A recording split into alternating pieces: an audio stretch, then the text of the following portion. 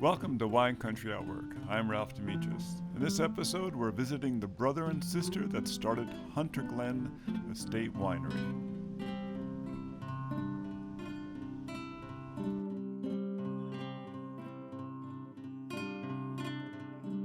So we're here at the Shiflett Ranch and Vineyards. I'm now the fourth generation vineyard manager here. My great-grandpa was fortunate enough to buy the property in 1942. He originally bought it for a retirement home where he could have his horses and raise his family. We've worked for the last 100 years to really concentrate on producing the best grapes we possibly can. So Jeffrey and I started making wine together in 2013 with the label Hunter Glen. And we source grapes from here at Shiflett as well as a couple other properties, including our own 5-acre estate up in St. Helena. And Jeffrey manages the winemaking, and I'm in charge of sales and marketing. Where did the name Hunter Glen come from? It's actually a combination of our two middle names. So it originated as the name we were fortunate enough together with our mom to buy 5 acres up in St. Helena. And we needed a name for that property. We're growing Cabernet Sauvignon, Cabernet Franc, and Petit Verdot up there, which is the basis for our red wine blend. And we needed a name for the property. We were in the car driving to Thanksgiving one year, and through a brainstorm, I decided to put a version of our two middle names together, and everyone kind of paused and then decided that's it. You two have been kicking around these vineyards since you were kids. Yes, Carolyn and I were fortunate enough to live on the property with 14 other cousins for several years. Best part about living here was coming home from school, taking the shirt off and shoes off and go run around the vineyard. And so it's really allowed me to have a sense of place with this ranch, and we're very fortunate to continue the family legacy. What were the first lessons you learned when you took over as vineyard manager? The main lessons I've learned are to listen to the generation above me. They've done it all before me. They know what they're talking about as much as I don't want to listen. They know what they're doing. I've been able to take everything I've learned from a couple different jobs and bring it home to the family ranch, which I'm very excited about, and kind of taking it in the new direction, which is awesome. When you were searching for a property up valley, what were you looking for? I think with winemaking, the sense of place is the number one thing you need to look for, and we wanted a different sense of place from the Shiflett Ranch, so we went with a valley floor, more river soils, a little bit easier to farm, and then at Shiflett we have the hillside vineyards, terraced, intense mountain fruit that we can then blend with our other properties to create our wines. This property has many different exposures. Is that hard to address? I think exposure is one of the most important things that you can have in a vineyard site. It allows you to manipulate the canopy in certain ways to get the end result of the ripe grapes and the flavor profiles you want.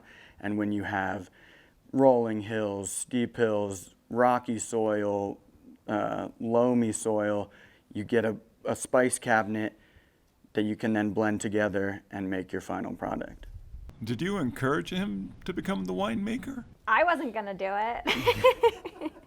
I mean, I'm incredibly proud of him. He has no formal training. He studied environmental science. He went away to college. We both went away. I think we both needed to leave Napa to realize what an awesome place it actually was, and some time away and some perspective allowed us to both come together. In 2011, 2012, we just both started talking and saying, we like wine, we like food, we like friends, we want to showcase what our family's been doing for many years before us in terms of grape growing, and we both just kind of thought, let's do this, let's make something together. Wine is best enjoyed with friends and community, and we really wanted to make a product that we could share with our friends and family over food, and bring people together to enjoy these things while also showcasing our family's history and legacy. So while making our own as well. So there kind of was no question. He came home, he knew he wanted to get in the wine industry. He worked in a few cellars, but then decided to really focus more on the farming side of the business. So he worked for a vineyard management company for several years before being hired full-time as the vineyard manager at Shiflet. And making wine for us on the side is really now his side hustle. His predominant, full-time job is vineyard management, but I think that puts us in such a special position because he is truly touching our grapes from the vineyard all the way to the bottle, and he is, really involved from truly start to finish. And I think that's such an amazing opportunity for him as a winemaker to be able to, control the vineyard source and really influence it from start to finish. How many grape varietals do you grow on the property? So the Shiflet property is 120 acres total. We have 54 acres of vineyard. Predominantly, we grow the 5 Bordeaux varietals, so Cabernet Sauvignon, Cabernet Franc, Merlot, Petit Verdot, Malbec, and we have a little bit of Sauvignon Blanc as well. It's important to have a white wine to begin with. Yeah, it's very complimentary to have a white to start the tasting with, then followed by your reds. When you're harvesting, how many zones do you have to deal with? So harvest becomes complicated. We have probably about 12 winery clients at Shiflet that buy the fruit from us, and we're picking all at night. We pick for about 3 weeks straight, and we can get through the whole ranch. Everything's by hand. Yeah, the hillsides are extremely tricky to pick at night. Lots of lights, lots of moving parts. We work with Clark Vineyard Management. They bring on the labor for us and support with consulting, and they've been a great partner in really making this property what it is. What's it like working in the family business? Because you have not only a boss, but she's also your aunt. Family business is tricky, but I think the end goal is why I'm here and what I want to do with my life and my career is to push this family legacy as Shiflets forward. That will help me build my legacy, but also this property is an amazing place that my great-grandpa was fortunate enough to buy, and that allows us, as now the 4th generation, to continue pushing it forward. As you're working on your marketing plan, what factors are you considering? I think the biggest, challenge and opportunity is reach. Our family has been quietly growing grapes and selling to some of the most premier wineries throughout the Napa Valley for over 40 years, yet no one really knows who the Shiflets are. And I think with that and, with Hunter Glen, we want to, tell our story and really how do we get our name out there and our brand out there. And we are not just someone that came to the valley and bought some fruit or some vineyards and started making wine. We literally have grown up around it and in it and on this property daily for our entire lives. And, we have a story there. We have connection, and I really want to be able to share that with the consumer. What were your thoughts when you first visited the property up valley? A little bit of a sense of relief that it wasn't the scale of Shiflet. It allows me to maybe be a little more experimental. I can farm it to how I want to farm it versus listening to the past generations and kind of going through the set motions of how we've farmed Shiflet over the years. It is refreshing to do things your own way. It is. That Hunter Glen estate really allows me to do my thing, where Shiflet Ranch and Vineyards, I'm doing my thing with the supervision of generations that have done it before. Did the property come with vines? So we bought the property in 2015, and sadly it was a diseased vineyard, and so in 2017 we redeveloped it to what it is now, where we have about 3.75 acres Cabernet Sauvignon, 1 acre Cabernet Franc, and 0.25 acres of Petit Verdot. How did you plant? The spacing there is 7 by 5. We're going to go quad canes, which will allow me to farm it to each vine and that because there are some gravel bars and a little bit of different soil throughout the 5 acres. And so by doing that style of training, I can shape each vine to the soil that it is in versus doing a blanket training program. That vineyard sounds very different from what you grew up on. Yes, growing up on Shiflet, you were able to address each vineyard block. We have 54 acres and it's 32 vineyard blocks, so we can farm each of those based on their soil, based on the varietal.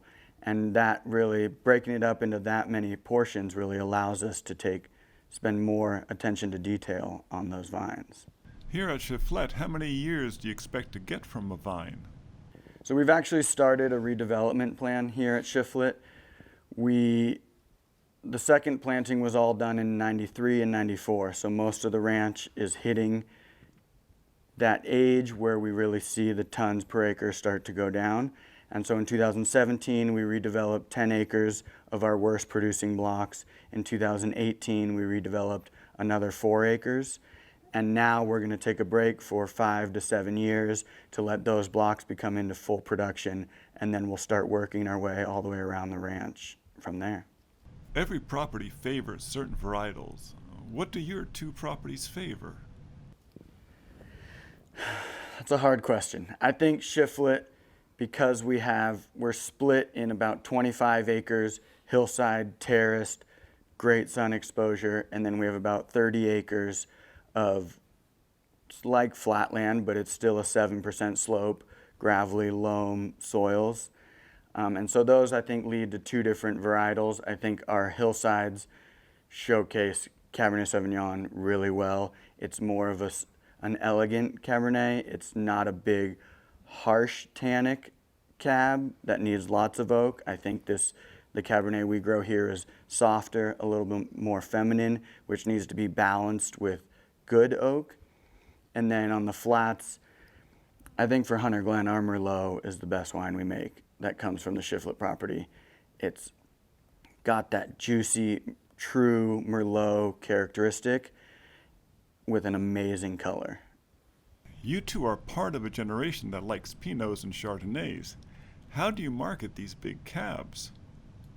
So we actually are kind of taking a slightly different approach. We don't want to be another brand that has a Napa cab, and that's kind of all we stand for. We started our brand with a Chardonnay and a Napa Valley Red blend. So our Chardonnay we continue to source from Russian River, Sonoma. We had to make a Chardonnay. If we were going to make a white wine, it had to be Chardonnay because our mom only drinks Chardonnay. So we had to come up with something to pay our bookkeeper as we were first starting out. And we started with those 2 foundational wines. We wanted them to be approachable not only in weight and style, but also in price point. So that we could, like I spoke to earlier, share with our family and friends and have it be a wine that was more everyday drinking than, a super special Napa cab that you only pull out once a year. So we have since layered on a couple additional wines. So we have a Syrah that comes from Shiflet that is a very special wine, and like Jeffrey said, really speaks to that sense of place. We also layered on 100% Cabernet Franc, which I think between that and our Merlot, we really are looking to stand for those as our single varietal wines. And then in 2017, we started making a Cabernet Sauvignon because we are in Napa, and we wanted to add that just so that we could say we have it. But, now we're up to 6 different wines. And your father likes Cabernet Sauvignon. Yeah. You gotta please both parents, that's for sure. Yeah, so, we wanted to have something for everyone. We wanted to have a price point for everyone. We wanted to have a flavor for everyone, but also drink what we like and what we enjoy. And I think we both are kind of more into the lighter, softer style wines. And Jeffrey, for being a completely untrained winemaker who is the most modest person, I think, when it comes to winemaking, which you don't always find in this valley.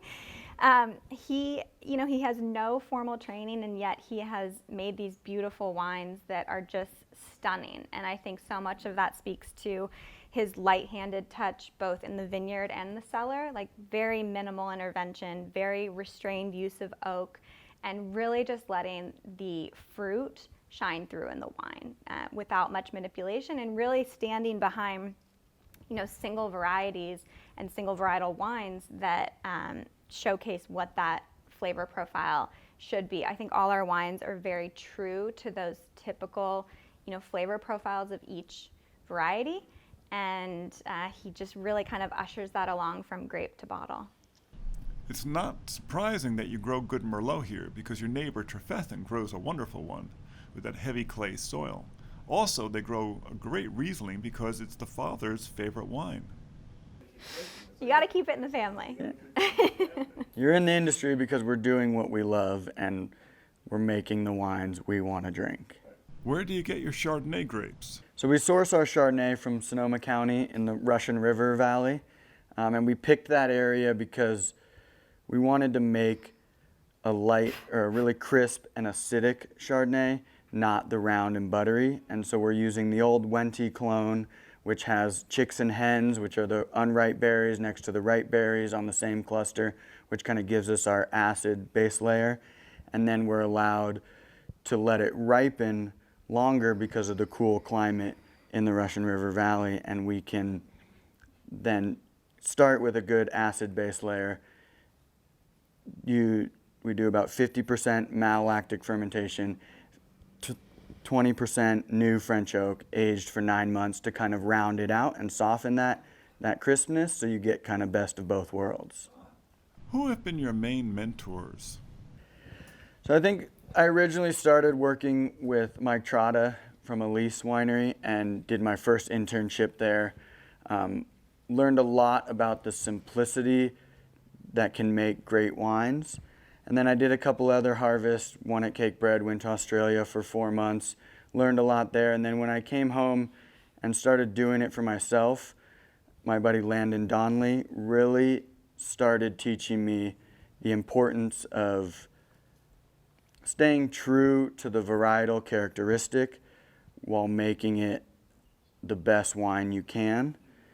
And I think he's really cleaned up my winemaking mentality in terms of hitting the right numbers, starting with the fruit source, through the winemaking, through the bottle age process, all the way into drinking it in your glass. Who have you gotten help and guidance from? I have to give a shout out to my husband, Jared, because he's been in the wine industry from 25 plus years, starting in restaurants, service, hospitality. He's kind of worked in all sides of the business now through, working at wineries, managing DTC, working for an importer, and he's also the designer of our beautiful labels. So I go to him for probably too much. I think we both ask quite a few questions of him at all times. But he's family now, so he has to give us the answers. He's family now, and I think that is an important part about who we are and what we're doing. Jeffrey's wife, Courtney, works in viticulture, so he has someone at home to bounce ideas off of when it comes to farming and grape growing, and I have someone at home to bounce ideas off of it for marketing and sales and, who the DTC customer is. And I think, when the four of us get together, that's really where the magic happens over dinner. And, we really just are always talking and thinking about what's next, what are we doing right, what can we do better. Is finding help hard? Yes, labor is a huge issue. As of now, I'm doing all the winery labor myself, and so that allows me to keep it under my control with hands-on. We're very small at this point. I believe we did 15 tons total last year. So it allows me, that size allows me to be able to do it. As we grow, we will need to bring people on. And who knows what the future is going to be with labor. But on the farming side, we're still doing everything by hand. We touch each vine about 7 times a year through pruning all the way to picking. All by hand. And so, yes, Clark Vineyard Management has done an amazing job providing us the skilled labor we need. And with my supervision and daily check-ins, we're getting through it so far. Who knows where we're going to go in the future, but we're working on it. Are they having difficulty finding workers?